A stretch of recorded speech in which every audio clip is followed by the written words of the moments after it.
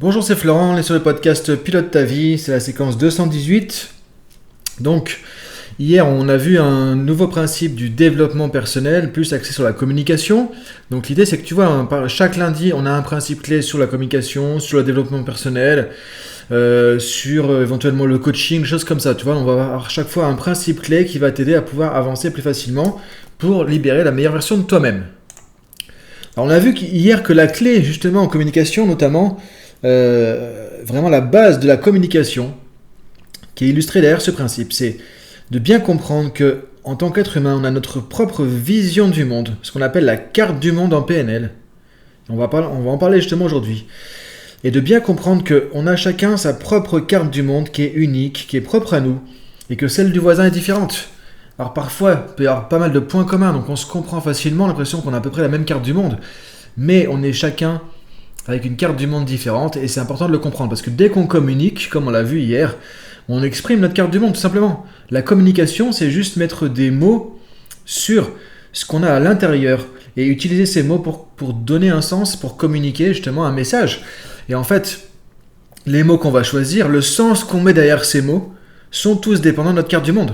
C'est pour ça que l'être humain vit dans la subjectivité et non surtout pas dans l'objectivité. C'est-à-dire que tout ce qu'on va dire a du sens pour nous par rapport à nos définitions et ça peut être très différent pour l'autre qui est en face de nous. Donc ça, on en a parlé hier. Donc aujourd'hui, ce que je trouve intéressant, c'est d'approfondir un petit peu sur cette notion de carte du monde, justement. Donc la notion de carte du monde, tu vois, ça vient déjà de Korzybski. En fait, c'est d'ailleurs la PNL, un des principes clés, un principe fondateur qui dit que la carte n'est pas le territoire. La carte n'est pas le territoire. C'est-à-dire qu'on a tous notre propre vision du monde et qu'elle est différente de la réalité. La réalité elle-même, entre guillemets, c'est le terrain de jeu dans lequel on est, c'est le territoire. Et ce que dit la PNL, c'est qu'on vit dans notre représentation de la réalité, dans cette carte du monde, et que comme ce n'est qu'une représentation, comme ce n'est qu'une carte, comme toutes les cartes, tu prends une carte routière, tu prends une carte aéronautique, tu prends une carte de chemin, de sentier, tu vois, GR, etc. C'est pareil, ce ne sera jamais exactement comme sur le terrain. Parce que c'est qu'une copie, c'est qu'une représentation des choses. Et comme c'est une représentation, ça ne peut pas être complet, ça ne peut pas être 100% exact, ça peut être 100% précis, 100% parfait. C'est ce que veut dire justement cette notion de la carte n'est pas le territoire. Et ça, c'est basé sur le constructivisme, un courant de psychologie que la PNL a vraiment modélisé, dont la PNL a hérité quelque part, qui dit que l'être humain construit sa propre réalité. Donc voilà, de quoi on est en train de parler. Sa propre réalité, c'est quoi ? C'est ce qu'on appelle la carte du monde, justement en PNL. C'est notre vision du monde, tout simplement. Donc c'est important de comprendre qu'effectivement, tout ce qui te passe par la tête, ta manière de voir les événements, ta manière de voir les situations, ta manière de penser aux autres, ta manière de te comporter, ta manière de gérer tes émotions, les émotions que tu vas déclencher dans un contexte dans un autre, les réactions que tu vas avoir, les comportements que tu vas avoir, les décisions que tu vas prendre, tout ça, tout ce qui te concerne, c'est des choses qui viennent de ta carte du monde. Donc c'est des choses qui sont déterminées quelque part par ta propre représentation du monde. Et ce que dit la PNL aussi, c'est que et ce qui vient du constructivisme, encore une fois, comme courant de psychologie, c'est qu'on vit dans notre représentation du monde et non pas dans le monde directement. Le monde, on le perçoit à travers nos 5 sens, comme des portes d'entrée, comme des interfaces, comme sur de la high-tech, tu vois, une caméra, un micro, des capteurs, etc. Donc les infos vont venir et après on va en faire une représentation. Et c'est là qu'on est dans notre carte du monde. Et nous, on va penser à propos de ça. Quand tu vois dans les podcasts précédents, on a travaillé sur nos images mentales. Nos images mentales, on pourrait dire que c'est un peu simplement ce qu'il y a dans notre base de données, dans notre carte du monde, où il y a des images, il y a des sons, il y a des ressentis, etc., etc. Et après, on donne du sens à ça. C'est-à-dire que quand tu penses à une situation, tu te fais une représentation dans ta tête de la situation. Tu repenses quand quelqu'un t'a critiqué, par exemple, tu as une image qui te vient, tu repenses à la situation, il y a un événement, il y a un contexte. Et tu as des idées par rapport à ça, tu as des ressentis par rapport à ça, et tu as des comportements, des décisions, tu as tout un package de choses qui viennent quand tu penses à cette situation. Mais tout ça, ça vient d'où ? Ça vient de ta carte du monde. Et ce que dit Alfred Korzybski, qui a créé le courant de la sémantique générale, donc tout ça, tu vas le retrouver dans la fiche PDF. Je vais te donner l'accès, du coup, comme d'habitude, à cette fiche sur dailypilotetavie.com. Et là, je vais te remettre un peu tout ça. Donc tu vois, ça vient de la sémantique générale. Korzybski, lui, a travaillé essentiellement sur comment l'être humain construit sa propre réalité, qui est une abstraction de la réalité extérieure qu'on fait à travers nos perceptions. Tout simplement, that's it, c'est tout. Maintenant, ce que je trouve intéressant, c'est qu'il y a un modèle de Michael Hall, de la neurosémantique, qui s'appelle le modèle de la matrice, Matrix Model, qui permet de comprendre un peu plus comment ça se structure. Tu vois, en gros, ce qu'il nous propose, c'est, si on prend notre carte du monde, on met un peu des tiroirs, tu vois, on voit finalement que c'est comme un grand meuble, et on va avoir des tiroirs plutôt que d'avoir un truc en bazar. Tu vois, as juste une porte, t'ouvres et il y a tout qui tombe, là, on va mettre des tiroirs. Donc en gros, ce que propose le modèle de la matrice de Michael Hall, c'est de représenter de manière plus spécifique, plus précise les différentes composantes, les différentes parties, les différentes thématiques, les différents contenus de notre carte du monde. Donc ça te permet de t'y retrouver plus facilement. Pourquoi faire ? Pour pouvoir prendre conscience de comment tu perçois une situation donnée.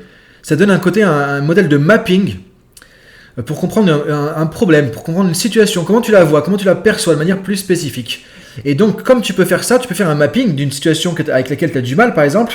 Tu peux aussi faire un mapping, par exemple, de comment quelqu'un qui gère bien ce sujet voit ce genre de situation. Ce qu'on appelle la modélisation. À l'origine, je le rappelle, la PNL, c'est la modélisation de l'excellence. Donc c'est comment pense, comment map, comment cartographie le monde extérieur, les gens qui réussissent. Quelles sont les croyances qu'ils vont avoir par rapport à différents sujets. Quelles sont leurs pensées, leurs modes de pensée, comment ils voient le monde à travers leurs yeux, qui fait qu'ils réussissent. Et donc, le modèle de la matrice, je trouve qu'il est intéressant parce qu'il nous permet de faire plein de choses, notamment ce genre de choses, tu vois, à la fois de regarder comment tu peux percevoir, décrire une situation sous ces différents tiroirs et comment du coup tu peux changer tout ça. Donc comment changer tout ça, on fera plus la suite dans le podcast de demain, mais là l'idée c'est que ça permet d'avoir déjà un mapping, de comprendre en gros cette carte du monde, comment tu peux avoir un modèle pour la structurer, pour te la représenter et pour pouvoir agir dessus pour toi, pour pouvoir mieux gérer ta vie. Parce que finalement, ça veut dire quoi ? Ça veut dire que ton monde se construit à l'intérieur. Encore une fois, on le dit dans les podcasts depuis un moment, ton monde à toi, il est à l'intérieur, il n'est pas à l'extérieur. C'est-à-dire que c'est de la projection de ce que tu as à l'intérieur de toi que tu mets à l'extérieur qui fait que tu vis dans un certain monde. On peut se créer un enfer sur Terre si on n'a que des croyances très négatives, très limitantes, par exemple. Et donc, en gros, tu as une carte du monde qui va être très nocive, très toxique, très négative, par exemple. Et si tu as une carte du monde qui est plutôt constructive, optimiste, etc., tu vas projeter ça à l'extérieur et tu vas voir le monde sous un autre angle. En fait, tu es en train de filtrer le monde à partir de ta carte du monde à toi. En fait, le cerveau, c'est pas « je crois ce que je vois », c'est « je vois ce que je crois », tu vois. C'est l'inverse, c'est ça qui est intéressant. C'est « je vois ce que je crois ». Parce que c'est tes croyances qui vont influencer tes perceptions aussi. C'est tes croyances, ta carte du monde qui va faire que tu vas voir les choses sous un angle. C'est-à-dire que si tu penses que les gens sont toujours contre toi, par exemple, peu importe les gens que tu vas rencontrer, tu vas toujours mettre le focus sur, dans leur communication, dans leur attitude, dans leur comportement, les choses qui montrent que oui, ils sont contre toi. Donc c'est ce que Michael Hall aussi appelle une prophétie auto-organisatrice. C'est-à-dire que ce que tu as comme conviction, ton cerveau cherche à le retrouver à l'extérieur. Et donc ça va influencer, alors non pas les perceptions dans le sens où les informations vont venir, mais encore une fois, ce à quoi tu vas faire attention. On revient à l'énergie circule là où va notre attention, dirigée par notre intention. Donc c'est ton intention, le sens que tu donnes aux choses qui va faire que tu vas focus sur des choses et pas sur d'autres. Et donc encore une fois, c'est vraiment, tu vois ce que tu crois. Donc cette carte du monde est très très importante parce que c'est ça qui va filtrer comment tu vois le monde. Donc qu'est-ce qu'on trouve dedans dans le modèle de Michael Hall, tu vois, de la matrice, qui vient de la neurosémantique. Donc ça, tu le retrouves dans la fiche PDF en détail, je vais te donner tout ça. Je vais te mettre une référence, si tu veux, aussi vers le site de Michael Hall, pour si tu veux explorer un peu la neurosémantique, qui est vraiment une branche de la PNL qui est passionnante. C'est moi qui a révolutionné mon approche du coaching, mon approche de la formation, mon approche du changement. Depuis que j'ai pu découvrir Michael Hall, tu vois, c'était en 2005, 2006, 2006 je crois, et j'ai fait beaucoup de formations avec lui, je l'ai suivi dans pas mal d'endroits, et franchement c'était génial quoi.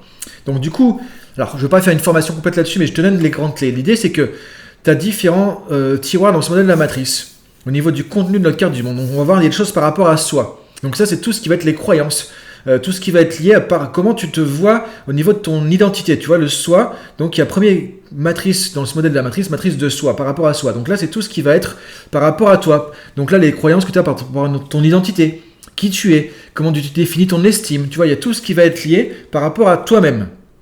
Comment tu te définis, comment tu te vois, comment tu te perçois. Donc dans ta carte du monde, tu as une espèce de tiroir par rapport au self, par rapport à soi. Ensuite, tu as un tiroir que Michael appelle power, tu vois, par rapport à tes capacités, les compétences. Donc là, c'est dans ta carte du monde, tu vas mapper en gros tes croyances par rapport à qu'est-ce que je suis capable de faire Pourquoi je suis bon, pourquoi je suis pas bon, pourquoi je suis efficace, quelles sont mes possibilités, quels sont mes talents, quelles sont mes capacités, quelles sont mes ressources, quels sont mes potentiels, et comment je peux exprimer ça dans le monde, et comment je vais filtrer le monde à travers ces lunettes aussi, à travers ces lentilles. Donc tu vois, il y a premier tiroir par rapport à soi, un autre tiroir par rapport à tes capacités, le power de Matrix, dans ce modèle. Ensuite, alors ça va déterminer évidemment ta confiance. Alors toi, le premier tiroir, il va déterminer ton estime de toi, dans la matrice du self, du soi, et la matrice power, capacité, etc. va déterminer aussi beaucoup ta confiance en toi. C'est ça qui va être intéressant. Maintenant, tu as aussi une matrice par rapport au temps. Donc, comment tu perçois le temps? Comment tu vis le temps? Est-ce que tu vis plus dans le passé, dans le présent, dans le futur? Toi, dans ta carte du monde, quelles sont tes références temporelles les plus importantes? Est-ce que tu passes ton temps à ressasser le passé?